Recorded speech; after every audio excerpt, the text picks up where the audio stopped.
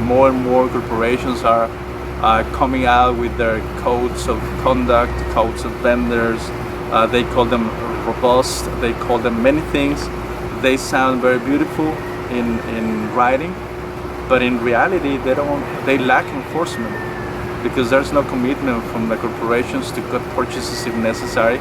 There's no commitment from their suppliers to encourage workers.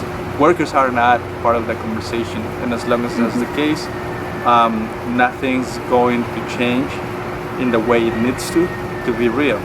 It's going to change aesthetically for the purpose of PR, but not deeply for the purpose of human rights protections.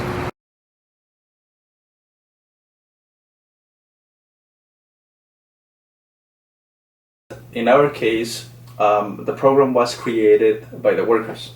The conditions are monitored by the workers. The rights that are included on the booklet that's distributed in sessions of education, worker to worker, on companies' property and on companies' time, makes a huge difference, because workers are the ones who created those rights that are now to be applied under the Fair Food Program participating farms that supply all the corporate world. So in our case, and in the case of the tomato industry, that's a huge difference. Other programs don't have that type of participation, and not just participation as a subject of the application of social responsibility, but the participation of workers as the creators, as the architects of it. There is a third party that's called the Fair Food Standards Council, which has the task of making sure that they receive all the complaints that workers have. Once the process of education has happened in the entire industry that's participating with us, workers call a number, and the Fair Food Standards Council takes those calls and bring those complaints to a resolution. And depending on the type of complaint, that's also the type of resolution that's going to take place, but every complaint is resolved. The line, it's answered 24/7, always with somebody answering in person. And they are also overseeing the implementation of all the other rights included on the program.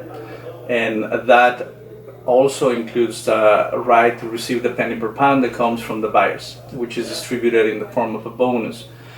All of those measures are applied and are very scientifically proven to work in addressing the abusive conditions that exist in the fields.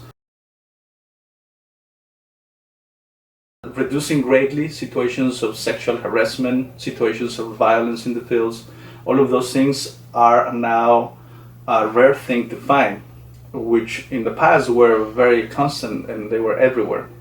And that is only possible due to the third element that's necessary to make a program effective, which is the market consequences.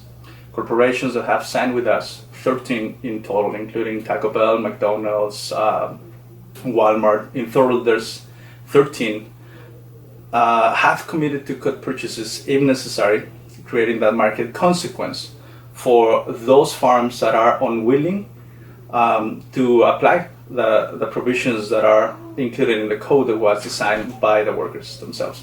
So that's what makes a huge difference. Those market consequences can also be viewed as market incentives, because at the same time the corporations are willing to cut purchases from bad actors within the tomato industry, they are going to concentrate their purchasing power with those companies who are improving, who are doing the best practices